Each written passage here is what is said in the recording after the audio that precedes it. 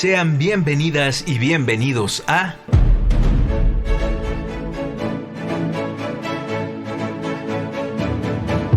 Resonancias íntimas del teatro. Resonancias íntimas del teatro.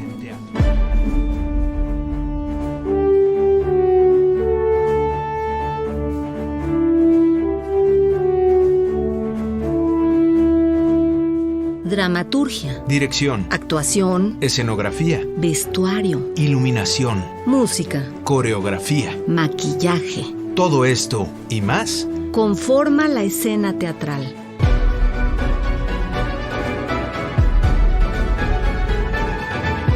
Se levanta el telón.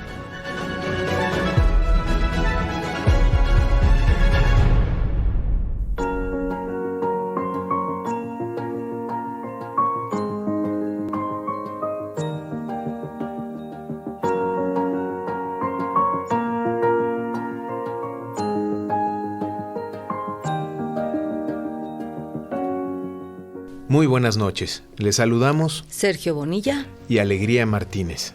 Hoy le damos la bienvenida a Carmen Mastache, mexicana, madre y esposa. Actriz, cantante desde hace 30 años, es licenciada en Literatura Dramática y Teatro de la UNAM y maestra designada en la metodología de voz Linklater, KLBC Orkney, Escocia. Ha sido becaria en 3 ocasiones del Sistema de Apoyo a la Creación y Proyectos Culturales, antes FONCA, como creadora escénica. Ha participado en más de 50 obras de teatro, presentándose en múltiples salas del país, así como en Costa Rica, España, Francia, Canadá, Japón, Hungría, Colombia, Rusia y Argentina. Trabajó como actriz para el Canal 11 dentro del programa Bisbirige, segmento Disc Rack. fue integrante del elenco estable de la Compañía Nacional de Teatro de 2008 a 2014. Recibió el Premio Metro en la categoría Mejor Actriz de Reparto. Es integrante del grupo de música antigua Segrel.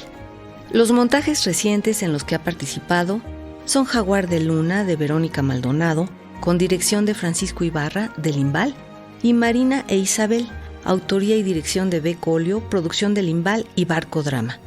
Docente desde hace 23 años, actualmente imparte clases en la Escuela de Bellas Artes de la Universidad Panamericana, en la Escuela Nacional de Arte Teatral de Limbal y en el Colegio de Literatura Dramática y Teatro, Facultad de Filosofía y Letras de la UNAM. Gracias por estar esta noche en nuestro programa, Carmen. Muchísimas gracias por invitarme. Gracias, Sergio, y Alegría. Al contrario, Carmen, es un gusto tenerte aquí. Sí. Carmen, ¿qué imágenes tienes de la primera vez que pensaste en la actuación y en el canto? ¿Cuántos años tenías o cómo era tu entorno? Si es que tienes como un recuerdo ahí muy claro. Wow, qué bonita pregunta. Pues sí, recuerdo muchísimo una gran fascinación por los eventos escénicos. Es decir, desde niña mis padres me llevaron a la ópera y consumían mucha cultura mis papás desde que éramos niñas. Quizá esta es una memoria recuperada. Algo que mi mamá dice es que yo realmente me quedaba inmóvil en la butaca viendo la experiencia. Entonces creo que se podría hacer una memoria reconstruida, pero también lo conecto con el enorme gozo de conectar con otras posibilidades de percibir la realidad, que no forzosamente sean desde el cotidiano, ¿no?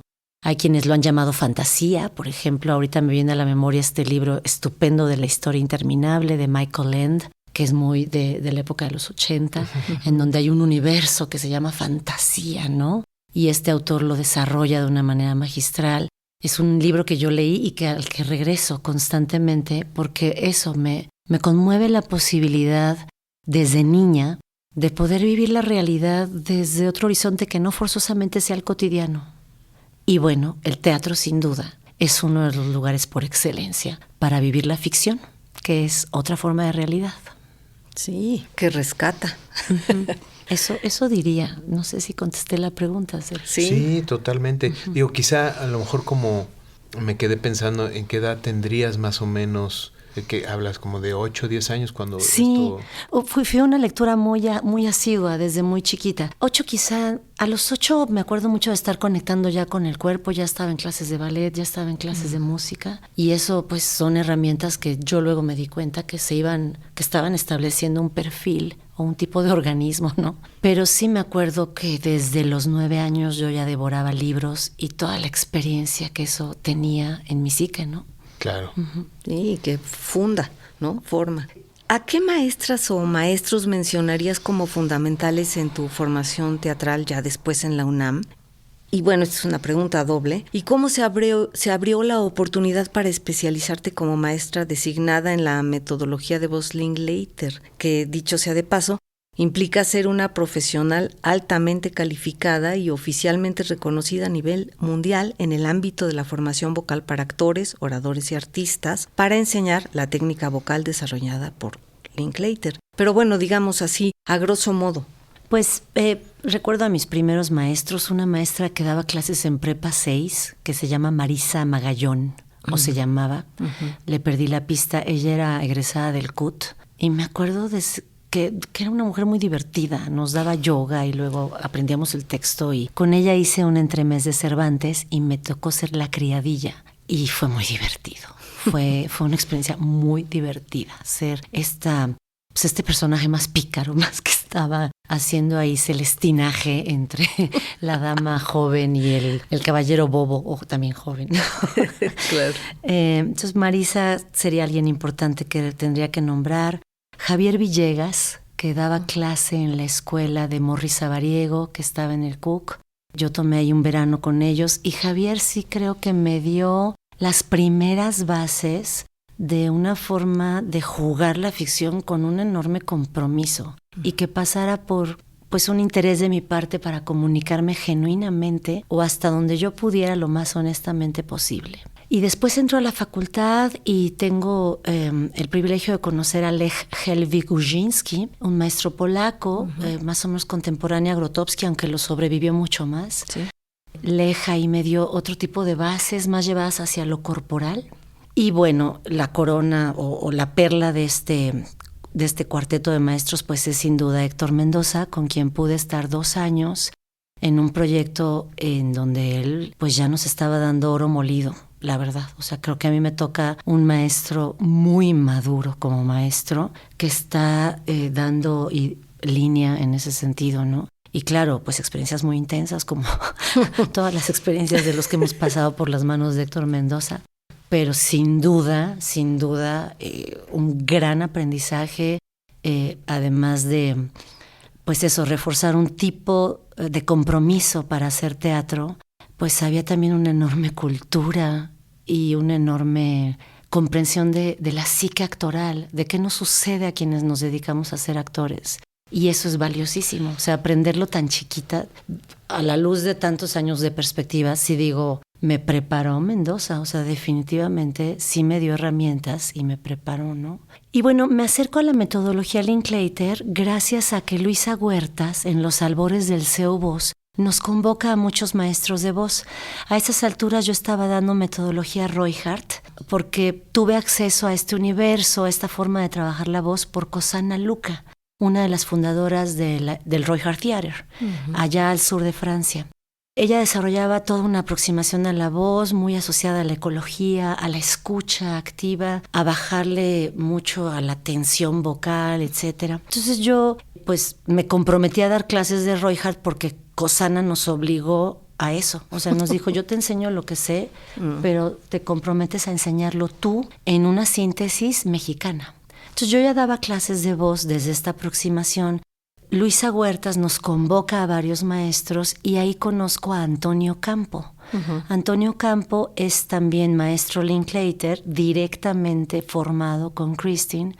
Y Antonio a varias personas nos convoca a su vez en esos días a decirnos, pues si les interesa lo que yo trabajo, que es Linklater, yo estaría dispuesto a formarlos.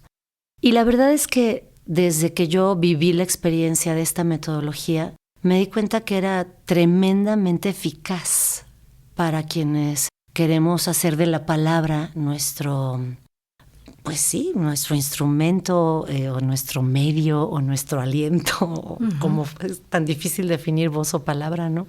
Pero es muy eficaz la propuesta linclateriana. Entonces dije, sí, va, le entro. En teoría íbamos a acabar en 2 años. Yo fui acabando en 4 años, es decir, el doble de lo previsto. Y sí es una experiencia intensa porque no solo es conocer el contenido de los ejercicios que ofrece Christine Linklater. Yo tuve el privilegio de que la misma Christine Linklater es quien me certificó. Entonces te hacen un examen exhaustivo para verificar que sepas lo que enseñas, pero también para verificar tu identidad como docente. Y eso es de las cosas más valiosas que yo creo que puede haber cuando te están enseñando a enseñar. O sea, descubrir qué te ha definido como maestra o qué tipo de maestra eres. Entonces, pues así es como yo entré a través de Antonio Campo, que es mi mentor. De ahí seguí el camino, tuve que echarme los 2 cursos en inglés con 1 año de diferencia, tanto en Massachusetts como finalmente en Escocia, con Christine. Y pues considero que es una de las experiencias más poderosas que yo he tenido en términos de iniciación, pues para saber enseñar con una mayor profundidad, ¿no? Así es, ese es un poco pues el camino del Linklater, ¿no?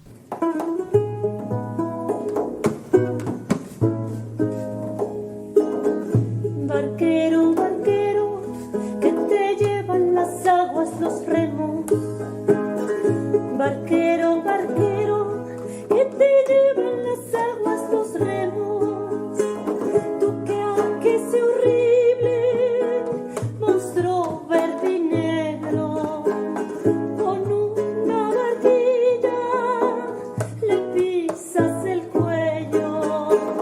Espera, no vayas, no dejes tan presto a los peces libres, al mar con sosiego.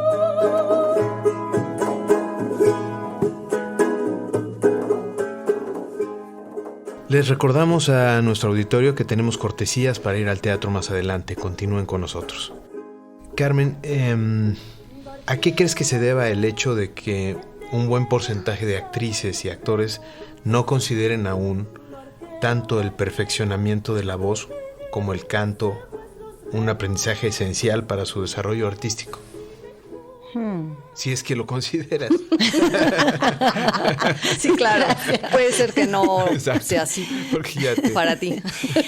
A ver, mira, creo que a nivel histórico dentro de la formación actoral en México había una deuda en torno al desarrollo vocal. Es decir, no se le ponía tanta atención. Regresando a lo que platicaba de Héctor Mendoza, él tiene una estupenda obra didáctica que se llama La Guerra Pedagógica, en donde pone justo antagónicamente al maestro de actuación versus la maestra de voz.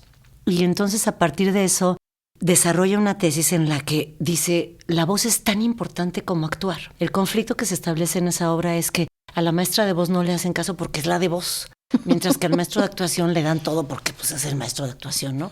Más allá de la estructura heteronorma patriarcal que se establece inevitablemente, bueno, Dicho porque, sea de paso. pues sí, pero Mendoza forma parte de un momento histórico también, ¿no? Entonces, bueno, más allá de eso, lo cierto es que la maestra de voz los va seduciendo a los estudiantes hasta que al final queda claro que la voz es tan importante como actuar. Otra cosa que recuerdo es en las primeras conversaciones que estableció Casa Azul. Esto es mito urbano, a mí no me consta, yo no estuve ahí, pero lo que sé es que en algún momento en una conversación Luisa Huertas le preguntó a Héctor Mendoza, le dijo, oye, ¿por qué a las asignaturas de voz no se les da tanto peso como las de actuación? Igual las de corporales, ¿qué está pasando allí? Y Mendoza le contestó, son tan importantes como las de actuación. Es una respuesta importante la que da porque pues él era el gurú en esa época. Estoy hablando de hace yo creo que más de 20 años. Y él dijo, es una clase de actuación, la clase de voz, pero especializada. Entonces esto yo lo ligaría precisamente con, creo que sí en las nuevas generaciones hay más conciencia sobre la importancia que tiene atender tu experiencia o tu expresión verbal o vocal. Pero desde este lugar. Es decir, sigue siendo actuación. Lo que pasa es que es una especialización muy concreta, ¿no? En mi experiencia directa con los jóvenes, yo sí veo preocupación en relación a su desarrollo vocal, ¿no? Estoy en 3 instituciones y también tengo la oportunidad de trabajar con egresados, recién egresados, y veo que sí hay conciencia, que sí se preocupan, por ejemplo, por tener muy claras las bases de su personaje, quién soy, de dónde vengo, a dónde voy, toda mi partitura emotiva, pero pues que la voz esté caliente para que puedan hablar con cierta solvencia cuando ya estén en escena, ¿no? Yo veo cada vez mayor conciencia y preocupación por ¿Sientes parte que de actualmente más ahora que antes? Sí, por lo menos en el rango en el que yo me muevo, que sí debo decir que pues es estrecho, ¿no? Es el teatro cultural y específicamente el teatro cultural de CDMX. Es donde a mí me ha tocado hasta ahora jugar y participar, ¿no?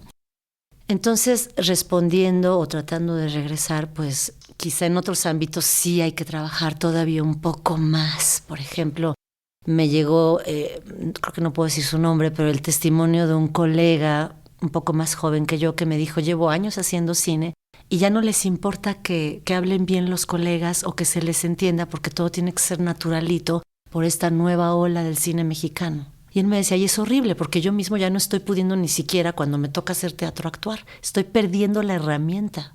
Esto me reportaba este colega, ¿no? Entonces, por ejemplo, ese nivel de conciencia me parece valiosísimo. Sí, es un paso. Claro, porque este colega está diciendo, a ver, necesito recuperar herramientas para proyectarme en el teatro, pero no deja él de darse cuenta que en el gremio de la actuación para cámara, es otra pues cosa. por ahí no hace falta sobrearticular, ni siquiera hace falta que te claves demasiado en enfatizar las consonantes, etcétera, ¿no? Entonces pensaría eso. Ahora sí creo que desde el origen no estaba la voz tan valorada. Desde el origen hablo de hace 50 años, ¿no? O 60. Uh-huh. Y paulatinamente se ha ido ganando terreno en ese sentido. Sí, por fortuna. Sí. Y bueno, Carmen, eres de las pocas actrices exitosas y en activo que imparte clases en 3 colegios distintos, como bien dices, dedicados al aprendizaje del teatro y la actuación. ¿Qué te motiva a continuar como docente? ¿Y cuáles son, bueno, más bien eso, porque para no hacerte una pregunta doble, me refiero a que si estando en el escenario con la contundencia con que lo haces, ¿qué te hace permanecer en las la aulas? docencia que es tan complicada y Pues heroica sí, actualmente. Perdóname, pero sí es una pregunta que Sí, quiero claro. saber. Claro, no, yo creo que estamos... bueno, mira, lo primero que podría decir y conectar, pues es lo que dije hace rato. A mí Cosana Luca me dijo, sí te enseño, pero sí te comprometes a enseñar. No solo dijo eso, dijo, no me interesan los actores o las actrices narcisistas. Wow. Quiero agentes sociales. Esto lo dijo mucho antes de Ileana Diegue, o sea, mucho antes de todo este movimiento que se ha aparecido en los últimos 15 años, ¿no?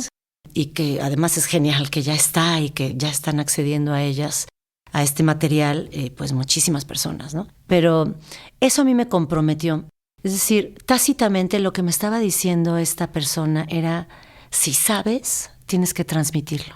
Sí, comparte. Comparte. Uh-huh. O sea, no es para ti ni para que tú lleves la receta del superpan a la tumba. A tu casa. A tu casa y te mueras y tumba, nadie, claro. y nadie supo cómo se hace el gran pan. Claro. Esa madre, ¿no? Uh-huh. Entonces, para mí eso es algo que me comprometió desde muy chavita. O sea, tuve alumnos que son de mi edad. Tuve alumnos más grandes y yo daba clases como podía, pues porque estaba comprometida con mi maestra, ¿no? Entonces, creo que esa es una de las razones. A lo largo de la docencia me di cuenta también que es una manera de servicio muy particular. De pronto a mí me angustiaba, por ejemplo, estando en la Compañía Nacional de Teatro, que los productos que lográbamos a nivel artístico, pues sí, o sea, era palpable su calidad, era palpable la urgencia de lo que se estaba diciendo. Pero de pronto yo decía, y esto lo vino a ver 50 personas en 3 funciones. O sea, no veía yo el impacto que pudiera tener, ¿no? Y sí lo tenía, pero sí. Pues...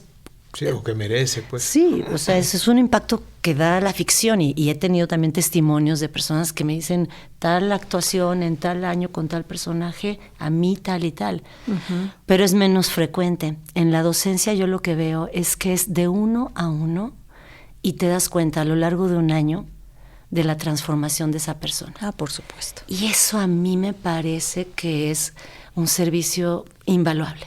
Sí, es un invaluable, servicio. ¿no? Entonces eso también me mantiene en la docencia. Y también la curiosidad. O sea, estamos en un momento de renovación de la didáctica actoral. Se está tratando de evitar la pedagogía de la crueldad que permeó pues a las generaciones anteriores de maestros.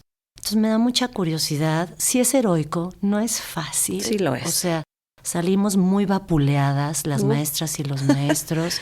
Las generaciones actuales son bien, está bien, pero son muy exigentes y de pronto hay que hacer grandes actos de deductibilidad para no perder el objetivo, que es el encuentro del aprendizaje mutuo, porque además pues, el docente está aprendiendo siempre, Sí, ¿no? todo el tiempo. Las maestras estamos también aprendiendo.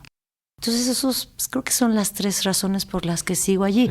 Y bueno, por supuesto también, o sea, tengo que decirlo, en la pandemia a mí las instituciones me sostuvieron, o sea, mi labor como freelance se fue para abajo, como de todos los colegas y las colegas que nos dedicamos al teatro, especialmente al teatro cultural, y a mí me sostuvieron las instituciones, pues porque soy maestra, ¿no? Pues Entonces sí. ahí también no puedo más que vivir un enorme agradecimiento. Claro, di clases tras una cámara y tuve que sacar adelante desde la colmena que era el Zoom en ese momento, pero también esa es una razón, o sea, responde a una estabilidad económica que te da, ¿no? Y Desde creo que luego. hay que nombrarlo. Pues sí, es No es tan importante. romántico, pero hay que nombrarlo. No, es real.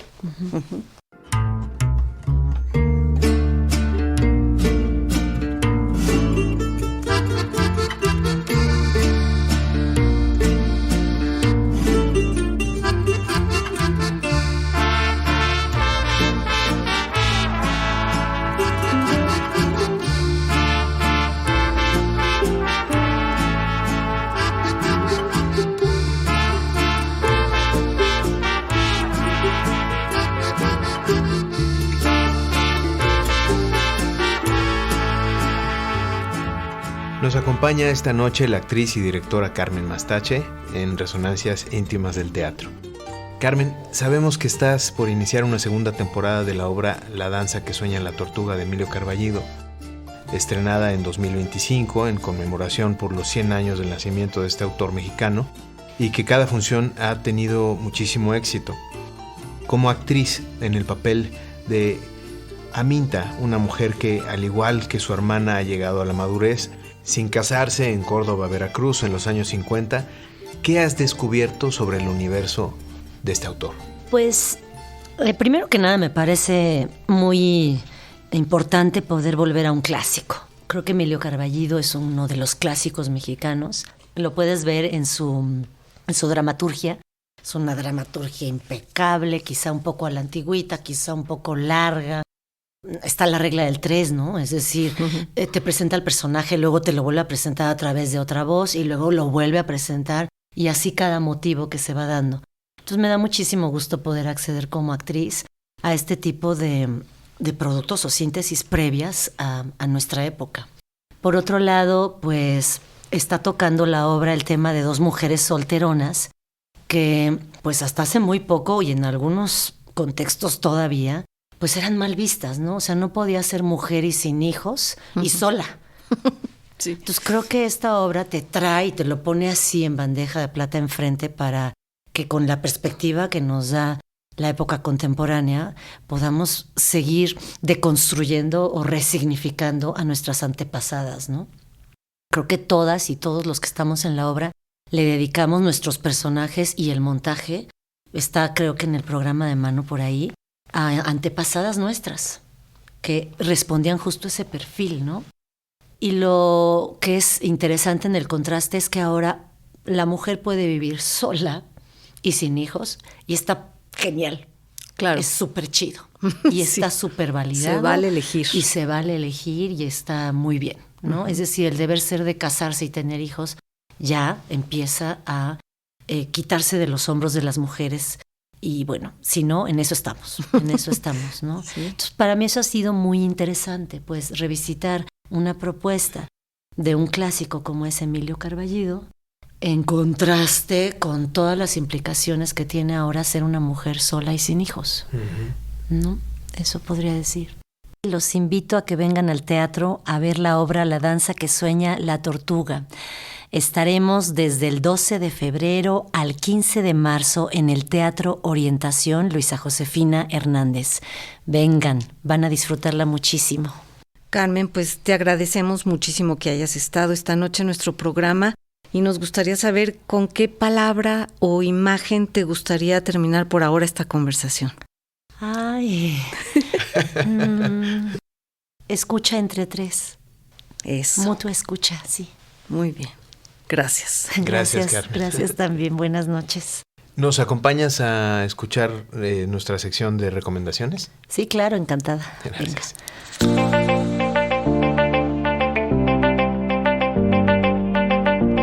Esta semana recomendamos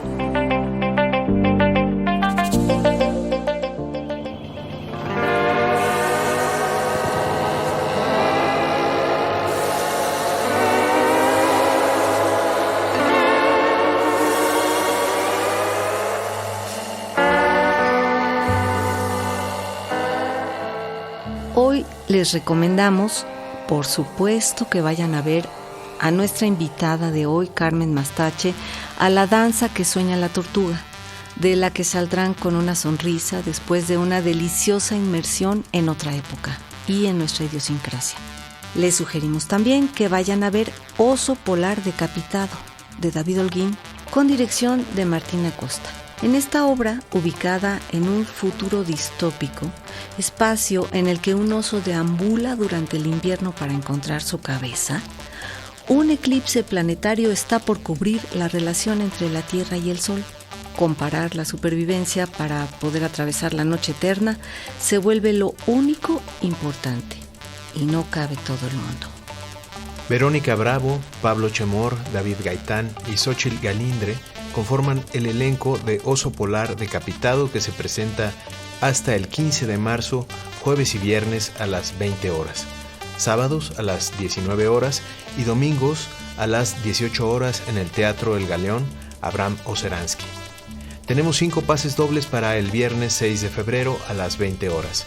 Para obtenerlos, llamen al 55 41 55 10 60, 55 41 55 10 60 o manden mensaje al número de WhatsApp 55 12 33 29 15.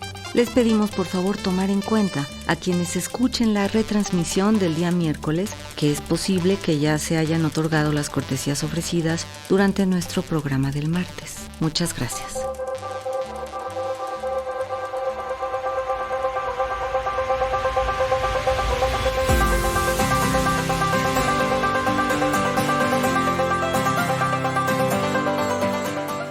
Nos encontramos la próxima semana a la misma hora por las frecuencias de Radio Educación O en las butacas de algún teatro.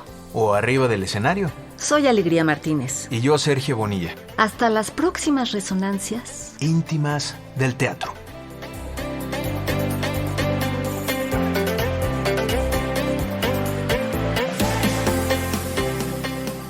Participamos en el equipo de producción Servicio Social, Gerson Muñoz, Jocelyn Reyes y Yael López. Ingeniero Alejandro Ramírez. Alma Lilia Martínez en la asistencia y musicalización. Guión y conducción de Alegría Martínez. Reportaje y conducción de Sergio Bonilla. En una producción y coordinación general de Laura Elena Padrón para Radio Educación.